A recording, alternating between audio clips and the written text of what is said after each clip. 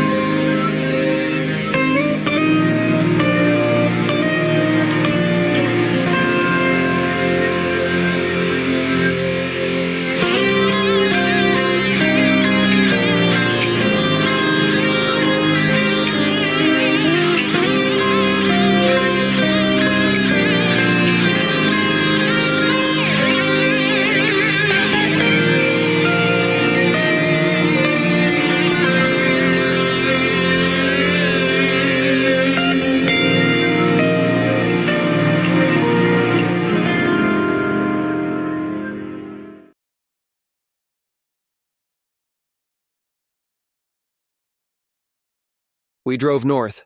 By we, of course, I meant the entire town. With no traffic coming the other way, all 4 lanes consisted of nothing but cars, trucks, and vans all headed in the same direction.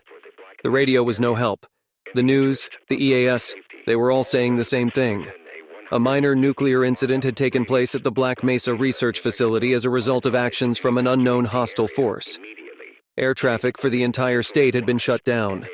Nothing was said about a rocket launch, or the waves of fighter jets, or the fact that something had damn near taken down an attack helicopter. Well, whatever was going on over there, we were getting the hell away from it. The plan was to eventually make it up to Roswell, where FEMA was apparently setting up a camp for us. However, the National Guard was going to have us stop in a small city about 50 miles north of town. Most days you could make the trip in less than an hour. Not today. Today we crawled at an average of about 15 miles per hour. Hell, at that rate, there was a strong possibility that some of the folks in the convoy would run out of gas. The National Guard had promised to help out any stragglers, so that was something. The main thing was that apparently there was an entire fleet of buses waiting for us at the stop. It'd be their job to take us the rest of the way so that exactly this sort of problem wouldn't happen later. In the meantime, we'd just have to muddle through. My family brought any food that wouldn't spoil, at least not immediately, with us. Sadly, that didn't amount to much. Half dozen cans of chili, couple of soups we'd forgotten about, half loaf of sourdough, couple boxes of crackers and cereal, 4 bottles of water, 1 2-liter we fished out of the recycling and filled with water, and 34 cans of soda. Mom had argued to dump the soda from the cans and refill them with plain old water. Dad argued we didn't have time and we might be able to trade them for more food as they were a luxury. I think Mom and I both suspected that Dad would rather face down whatever was brewing at Black Mesa than kick his caffeine habit, but neither of us said anything. Altogether, we'd last maybe 3 or 4 days if we were really careful about how much we ate. Of course, my dad wouldn't be as big as he was if he were in the habit of that. Still, the National Guard promised a 2-day trip, max. Eventually, our convoy made it into the city, and talk about eerie. The place had already been mostly evacuated ahead of us, which meant everything was closed and locked up tight. We passed blocks and blocks of darkened stores, restaurants, and houses. I don't mind saying it gave me the creeps. It was like stepping into one of those end-of-the-world movies or one of those fake towns the commie countries used to have. We were directed to a large high school and were given the worst news possible. We'd have to stay the night. Boy, you'd never seen so many people complain about having to stay the night in a building that still had power and running water. Hell, they weren't even making us all sleep in the same room like the gym or something. No, the individual classrooms could sleep a dozen people easily. The school was that big. Kind of funny to think that our entire town could fit in the place. It'd be cozy, but we'd fit. Beds, though, were going to be an issue. There's a mattress store in town. Someone pointed out as we crowded in the gymnasium. We can at least grab a few of those. Camping stores, too. Another person said. There's got to be enough sleeping bags for everyone. Listen, Lieutenant Sanderson said from the stage. He held a megaphone so that even the people way in the back could hear. This is not the apocalypse. This city has not been abandoned. This is a temporary emergency evacuation. That means that everything in this town is someone else's lawful property. Property they paid for, property they're expecting to get back. Sleeping on the floor for a night isn't going to kill anyone. Alternatively, you're free to sleep in your cars. You said there'd be buses to take us to Roswell. Yet another member of the crowd called. God help him, the lieutenant really tried to keep his tone civil. Yes, those buses are still currently dropping off the last evacuees from this town at the camp at Roswell. We've got a lot of people to move. It takes time. They will be returning sometime tomorrow morning. More questions came at him, and I wouldn't have blamed the guy for chucking the megaphone at us. People, please! This is really very simple. You stay on campus. You don't steal anything. You don't get into fights. I know you want answers. Hell, I would like some answers, but we're all still Americans here. That means you need to solve your own problems amongst yourselves. My job, my only job, is to get you all to Roswell. You need an extra blanket? Talk to your neighbors. Short on food? Talk to your neighbors. Need someone to pet you on the shoulder and tell you everything's gonna be okay? He made a big sweeping gesture at the crowd. Get it? Good. Find a place to sleep and don't be jerks about it. With nothing else to say, Sanderson left the stage. A couple of the bigger troopers joined him and kept the crowd from harassing him as he left the gym. My folks and Sam's folks reckoned we ought to bunk together in what was the Spanish class, judging from the classroom props. My parents didn't like Sam much. Bad influence was a phrase that had been thrown around more than once. That said, Kevin's people had already found a berth, and there wasn't really anyone else my folks would have preferred to bunk with instead. I, of course, had a better candidate in mind, though I doubted Mr. and Mrs. Park would be particularly interested in that arrangement. Well, at least Sam's parents and little sister were there to keep him in line. It was bread and cold soup for us at dinner. Apparently neither the Mahans nor the Newmans had remembered to pack a camp stove. Can't say it was the most satisfying meal I'd ever had, but hey, it's only for the night. Kevin stopped by our door just as we were finishing up. Hey, bunch of folk are doing games and stuff in the gym and the cafeteria. Kids in the gym, adults in the caf. Mom frowned. And who exactly is watching you kids? She asked icily. Couple of troopers from the guard. I think I'll see for myself, she said. Well, Kevin wasn't lying. There was a soldier guarding every entrance, a doorman to record comings and goings, and a few more milling among the groups to mediate disputes. There was even a trooper manning the bathrooms to ensure no couples might sneak away for private time. Despite the heavy supervision, everything seemed rather lively. Even the guardsmen seemed to be having fun. One activity that caught my attention was happening in the back. They had pulled out the wrestling mats, but the kids were doing a weird sort of standing arm wrestle. The idea seemed to be that the two opponents would grab hands and try to yank the other off their feet. Compared to regular wrestling, it wasn't all that exciting, but I suppose the point was to let a bunch of pent-up teenagers blow off steam without anyone getting hurt. One of the guardsmen leaned against a wall with a whistle in his mouth. When a match had a winner, he'd give it a tweet and announce the winner by their colored armband. Well, I knew what I wanted to do first. I looked at Mom, who squinted at the proceedings as if it might all be an elaborate ploy to trick her. But after a few seconds, she nodded. Apparently, the security was up to her standards, so that the chances of her baby boy being caught up in sex and/or drugs and/or rock and roll were remote. All right, we'll come get you in a bit, she said, tearing herself away. After checking in with the door guard, I made a beeline for the wrestling mats. The rules were about as simple as I had figured. There was no progression system either, no champions, no trophies. You could do as many matches as you wanted, so long as you kept putting your name in the bucket. The soldier-turned-referee had Delaney stitched onto his uniform and 3 checkmark-looking things on his chest. If war movies were anything to go by, I think that made him some sort of sergeant. At least he wasn't acting like anyone was in boot camp. He wasn't yelling at anyone or insulting anyone. He just called out combatants and declared winners. The weird thing is, up close, he just looked like a dude. I mean, I don't know what I was expecting. Maybe more muscles, I guess. The point is, if not for the uniform, he might have just been some reedy guy ringing me up for gas or selling me a meat stick at a corner mart. Anyway, I put my name in the bucket, and before long I had a match. Against Brittany Velasquez. I glanced at Sergeant Delaney to make sure I had heard him right, but he only nodded at the mat. Okay, so wrestling a girl isn't exactly the same as hitting her, but it still didn't seem quite fair. Welp, she came to the mat same as me, so I suppose I ought to be a good feminist and treat her as an equal. We pressed the edges of our right feet against each other, clasped our right hands, and waited for the whistle. Brittany wasn't a big girl, but she wasn't exactly skinny either. I think she might have been on the girls' track team, or maybe it was softball. Actually, it could have been both. And now that she's right up in my face, I never noticed that she has a little birthmark in the corner of her lip. Actually, it's kinda cute. She yanked backward with everything she had. The movement surprised me, but I didn't lose my feet. I twisted her arm to the left and tried to pull her toward me. She leaned into it, trying to use my own momentum against me, but I wasn't using everything I had. I yanked downward, hard, and just like that, she stumbled into me, grabbing onto my shoulder to keep from falling over. Winner, blue, Delaney said. Just for a second, when we were eye to eye, close enough to kiss, I plumb forgot what color I was. I glanced at my arm and confirmed that I was indeed blue. We let go and I thought nothing more of it.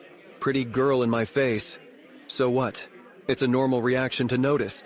Doesn't mean that I don't like Sunny no more. I thought nothing more of it. I saw Sam get pulled right to the floor on one match. I tried and failed not to laugh. Then it was me against Alan Worthing, one of the football players. Linebacker. Great. I could tell from the look he gave me that he wasn't going to be nice about this either. We got into position and he folded his meaty hand over mine. He gave me a broad smile that told me he meant to rip my arm off if he could. Maybe I could use that to my advantage. I leaned backward rather than pulled. That was a risky strategy given that my opponent could just let their arm go slack and I'd be forced to stumble backward. But Alan did exactly what I thought he would. He yanked. Hard. But when I didn't immediately come off my feet like he planned, he had to readjust his grip. In that instant, I leaned forward, wrapped my forearm around his, and twisted to my left. He shuffled his feet to keep from stumbling over, and that's all it took. winner, blue. Yo, no way. He argued. Nah, I want a rematch. No one's keeping score, kid. Lighten up. Delaney said. Now get off the mat. Next match is waiting. Nah, I said I want to go again. Alan insisted, squaring up to me. Jesus, he was big. Come on, Lancelot. Think you can do that again? Before I could respond, someone rushed up and shoved Worthing back. I looked over, and to my astonishment, it was Sean Borges. The hell's wrong with you, Dubs? He asked. I'm guessing Dubs is a play on W for Worthing. Man, get up off me, Alan said, shoving back. That is, he meant to, but Sean spun around it, causing Alan to stumble in a very undignified manner. Hey, Delaney said. You two knock it off, or I'm sending everyone to their bunks, right now. Alan either didn't hear him or didn't care. He balled his fists and turned on Sean. I'll do it. Everyone paused and looked right at me. I'm not sure why. I'm not the one who said it, did I? Oh, shit. I think I did. I said I'll do it. You think I give a shit if you beat me? I said, trying to sound more confident than I felt. Who cares, man? We're all here to have fun. Alan smiled, but not in a friendly way. He got into his stance and stuck his hand out, ready to grab mine. The noise was ear-splitting. I said I called the round. Sergeant Delaney said. You want to go again? Put your names back in the bucket. Next, match. Alan clicked his tongue and rolled his eyes, but he finally did what he was told. Sean just kind of stared at me, looking me up and down as if he were sizing me up. He glanced at the main part of the gym, where everyone else was playing board games or card games. All the people over there were staring at the commotion, including a very familiar pair of almond-shaped eyes. Sean looked back at me and, somehow, someway, willed what happened next. I swear he did, because my very next match was against him. We took our stances and grabbed hands. I looked at him. God, if this were a movie and you wanted to cast asshole jock, you'd pick Sean Borges. Square jaw, tall, muscled, but not too muscled. Good hair. But the guy wasn't a meathead, which I think is the thing I hated most about him. In fact, I'm pretty sure his GPA was higher than mine. I was utterly no threat to him and he knew it, and I could tell from the look in his eye he intended to prove it. I tried the same lean-back trick as I did with Alan, but Sean didn't yank. In fact, He didn't really do anything other than hold firm. He could have slackened his arm and I'd have lost right there, but no. He let me rebalance. He let me try something else. I shot my hand up with the intent to pull it straight back. Sean barely budged. I tried twisting right and then twisting left straight away. No dice. He wanted me to know that there wouldn't be any tricks that would beat him. He didn't have to do this strategically. He could beat me with raw strength alone, but only when he chose. Right then, I think he saw it in my eyes. The realization. Sean yanked back, nowhere near as hard as he could have, just only as much as he needed to. I stumbled forward. Winner. Red. He held on to me just a moment longer, just to make sure I got the message. Then he let go, and I was forgotten. Hey, good job, Knight. Brittany Velasquez called from the waiting group. Was she patronizing me? The bitch. I ignored her. In fact, I decided that I was done with wrestling for tonight. I skirted around the gym near the restrooms, looking for a group I could join. Just then, who should pop out of the girls' room but Sunny Park? Oh, hi, Knight, she said, near bumping into me. Hi, Sunny, I said. Quick, say something witty. Come here often? God damn it. She laughed. Only when I'm looking for Tail, she said with a wink. Yeah, me too. Then we stared at each other. No, it wasn't raw romantic chemistry. Just the sort of stare two people do when they really don't have anything else to say. So, what was going on with you and Alan? She asked. That? Oh, nothing. He was just being a jerk. Oh, Kay. There you are. A slightly out-of-breath Sam jogged up to us. You find a partner? Good. Kevin's all set up.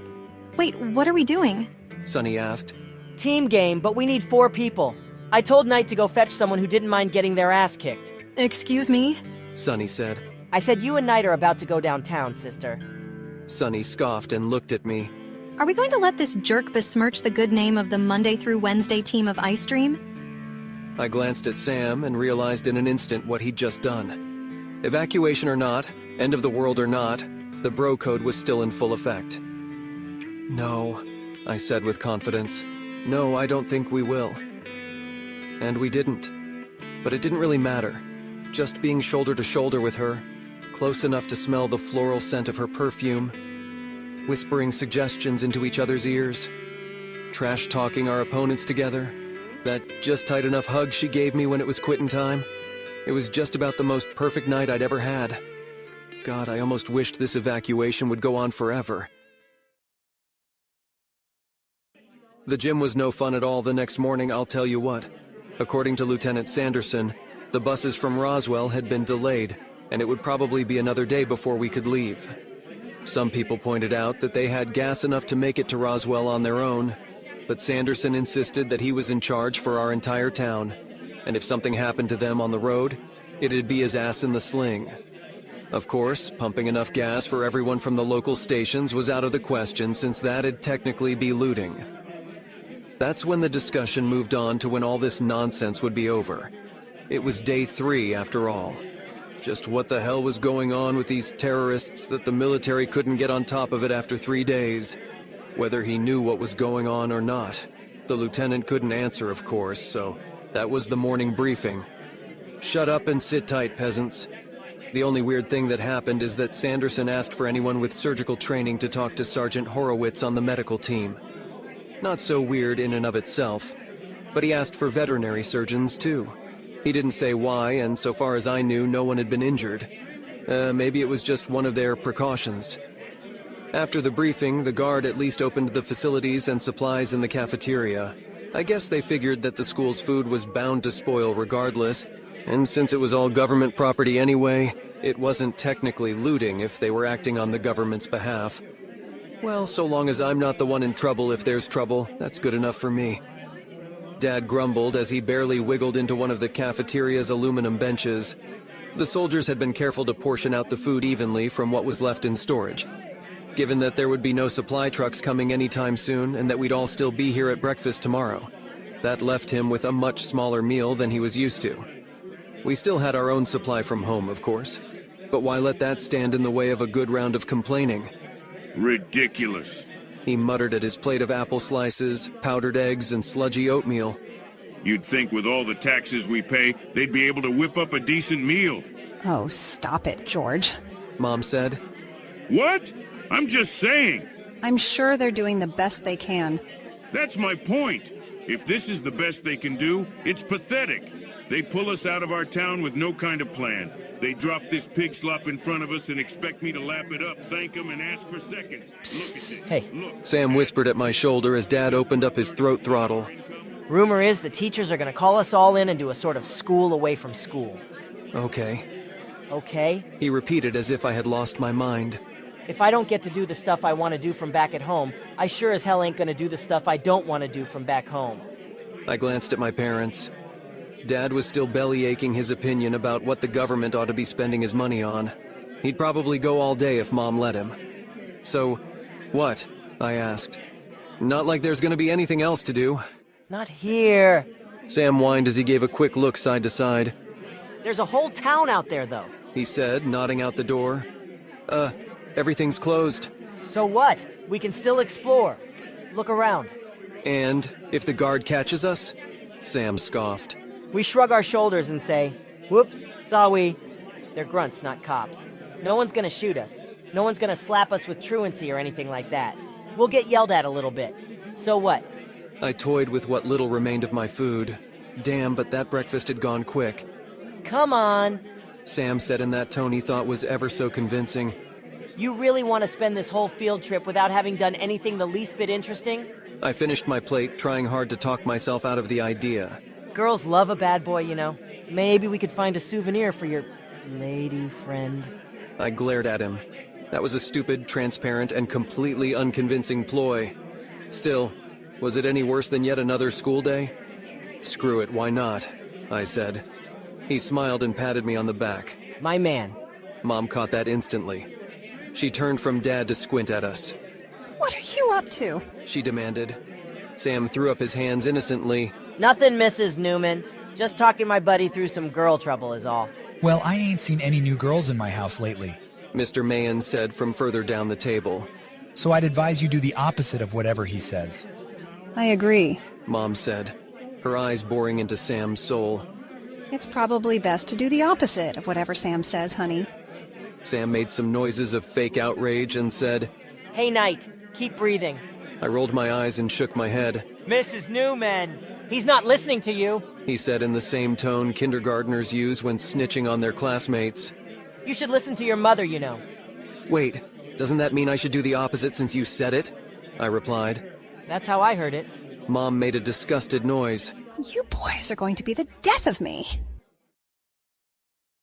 Kevin needed even less convincing than I did. None of us were college-bound. Hell, I reckoned if any one of us ended up more than 100 miles outside our shitty little cattle town, it'd be a damn miracle. So why not have a little fun before we spend our remaining days fixing cars or driving tow trucks? Sure didn't need to waste a day pretending to learn anything.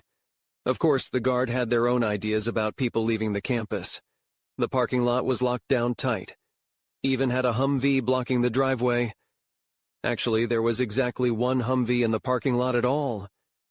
We craned our necks around and couldn't spot any other vehicles besides the one.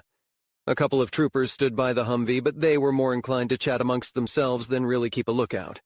Side gate, we all said at the same time. Sure enough, the pedestrian gate at the east side of the school was completely unguarded except for a padlock. Now none of us knew how to pick a lock, not even Sam, but the side gate itself was nothing but a chain-link fence. Hardly an obstacle for a couple of spry young'uns like ourselves. We waited once we reached the other side. I'm not sure what we were expecting. The crack of a sniper rifle, a platoon of angry guardsmen to suddenly appear from every shadow. Well, what we got was a whole lot of nothing. And maybe that was worse. Up until this point, we'd been hustled around in what was more or less one big crowd. Now, even though a town's worth of people was just behind us, it felt like we were the last three boys on Earth. Sam broke into a sprint, just booked it like the devil himself was on his tail. We followed, of course, cackling like maniacs the whole time. So this is what freedom, real freedom, felt like. It was bizarre, actually. Any second I felt like someone would stop us, that someone should stop us. But we kept running. God only knows where we meant to go. We ran until we lost our wind and still no one came for us. No one yelled at us. We saw not one single other soul. Suddenly, what seemed like a harmless little lark was a whole lot scarier. I didn't quite remember how many turns we had taken. In fact, I don't remember what street the school was on. What if the buses came earlier than expected and we weren't there? I wanted to say something, but, well, I sure as shit wasn't going to chicken out now like some 5-year-old. I reckoned they wouldn't leave without us. Push came to shove, they'd send out a search party and we'd hear 'em. We'd take our lumps like Sam said, and it'd all be forgotten in a week. We found ourselves in one of those yuppie-style outdoor dining plazas, the type where the entire street is blocked off so that people can eat outside. Each side of the street was filled with restaurants and boutique stores. Multicolor lights had been hung over the road, and banners for this cultural exhibit or that play or some other thing to do were assigned to every street pole. It'd have been the place to be if, like everywhere else, it wasn't empty. The chairs had all been pulled off the road. The wares the boutiques offered had been taken from the display cases. Everywhere I looked, I was reminded that my whole world was on pause. Sam's eyes fell on a soda vending machine. Buy you fellas a drink? He asked as he approached. I don't think it's on, Kevin said. Sure it is. Sam replied as he selected one of the discarded chairs. Before either of us could figure out what he meant to do, Sam ran full force at the side of the vending machine with the steel chair held out in front of him. The impact made it wobble a little, but he slammed against it before it settled. It wobbled a little more, and bit by bit he kept at it until the thing toppled over with an almighty wham. The service door popped open and a flood of aluminum cans spilled out. A few of them ruptured, spraying a fine mist of carbonated sugar water into the air, but most appeared to be intact.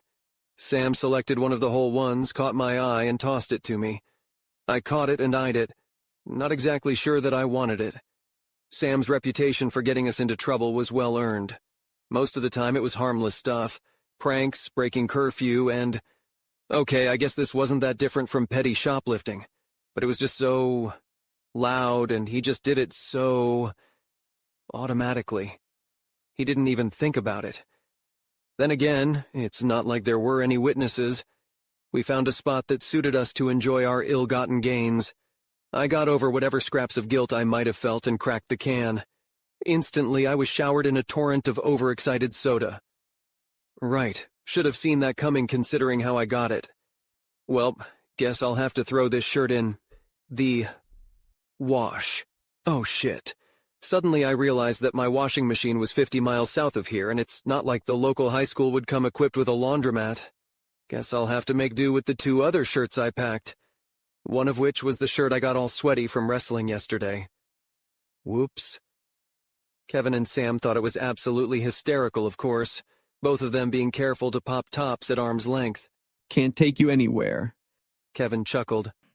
Hey, Sam added. And now at least you'll know how Sunny's gonna feel if you ever make it with her. Kevin laughed. Disappointed and sticky. Sam screamed with laughter, damn near falling out of his chair. I grumbled something about their moms being disappointing and sticky, and sipped my soda, which felt like it was already missing half its weight. Ha. So, what do you reckon, gents? Sam asked sometime after the 2 of them had regained their composure. About what? I asked. Shit, I don't know. He gestured around us. This? Life, I guess? I mean, if anyone told you 3 days ago that this is where we'd be today, they'd have been crazy, right? Not sure about that, Kevin said. I reckon night's a sticky disappointment every day. Har, har. We sat in silence for another moment, just enjoying the sunshine before I spoke up again. I kinda like this, I said. It's always go here, do this. Oops, you didn't pass this test. Guess you gotta go to summer school. Right? Sam agreed. Knowing damn well you ain't even gonna have to know what an imaginary number is ever again. It's all bullshit. Yeah, but this... I gestured with my can. Just sitting with my boys. This is all I need. Kevin took a sip from his can and leaned back. You reckon we can just do that? He asked. We turned to look at him. What do you mean? Sam asked. He shrugged. I don't know.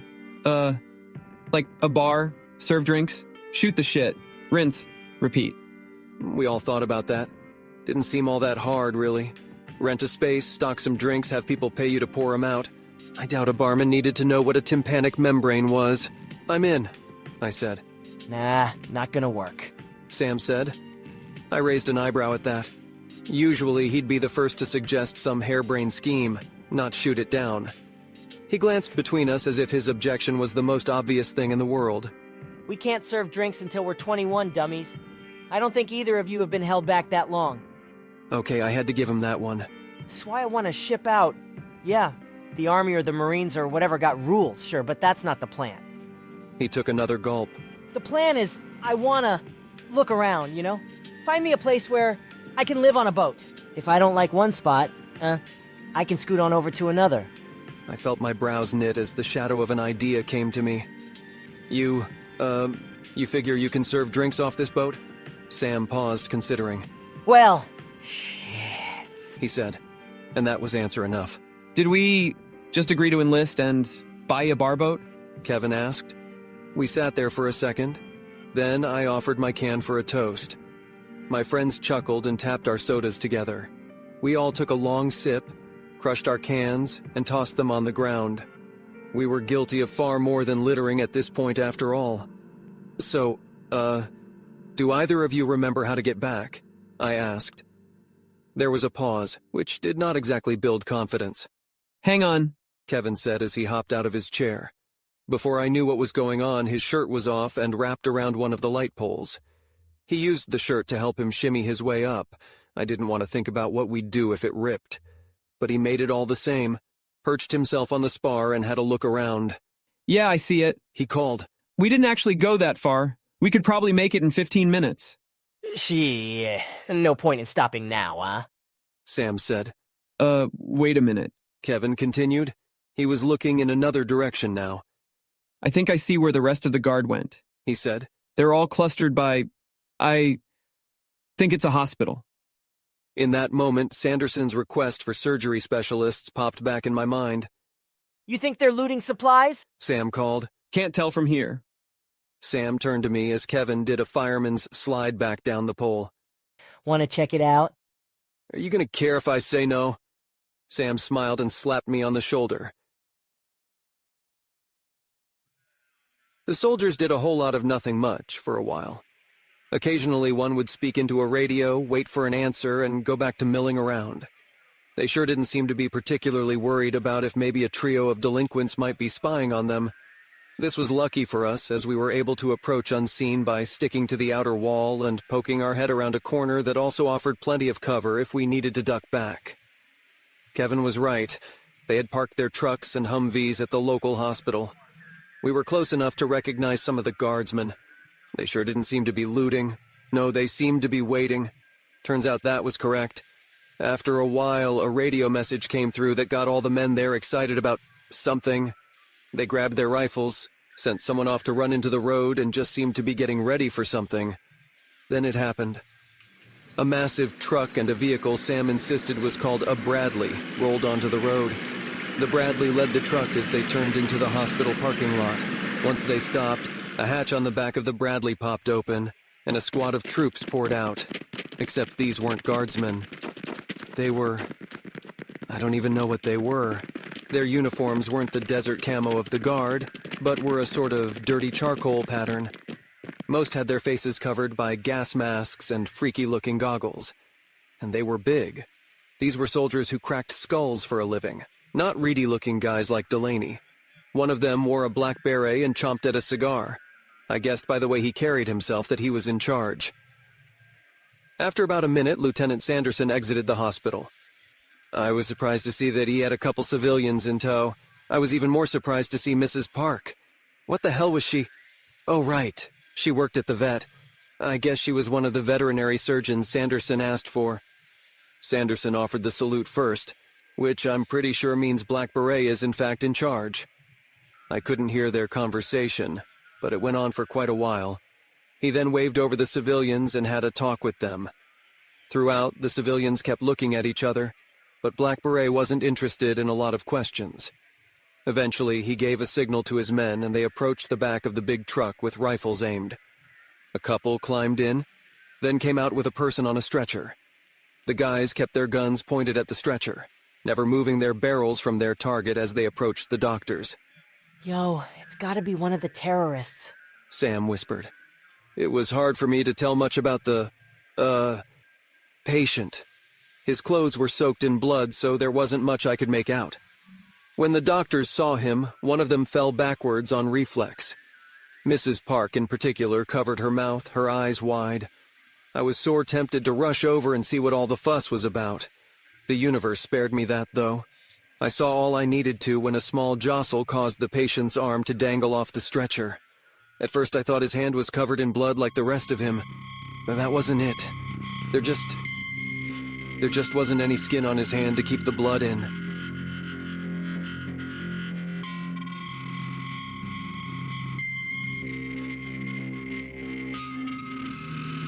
Thanks for watching. Citizen 17 is a non-commercial, not-for-profit AI storytelling project. It is meant as a contribution to the ongoing debate regarding the ethics of integrating AI tools into human art. The project creator will not accept paid sponsorships. Advertisements, apart from work directly associated with project contributors, may be run at the discretion of the platform, but will not be requested by the project creator. Viewer subscriptions and donations will be evenly split between the creator and the commissioning of human-generated contributions for the project. It is the hope of the creator that AI tools can be leveraged to create more avenues for human creativity and artistic expression rather than replace them. Voices, with certain exceptions, were generated using the 11 Labs tool. Images, with certain exceptions, were generated by Midjourney. Light editing to voices and images were performed by a human. Music, sound effects, and Foley were generated by humans. The script for Citizen 17 was written by a human. Half-Life and associated properties are owned by Valve Software. Like and subscribe for more, and please keep the debate civil in the comments. We hope that you will continue with us on our journey to tell this story about mad science with mad science.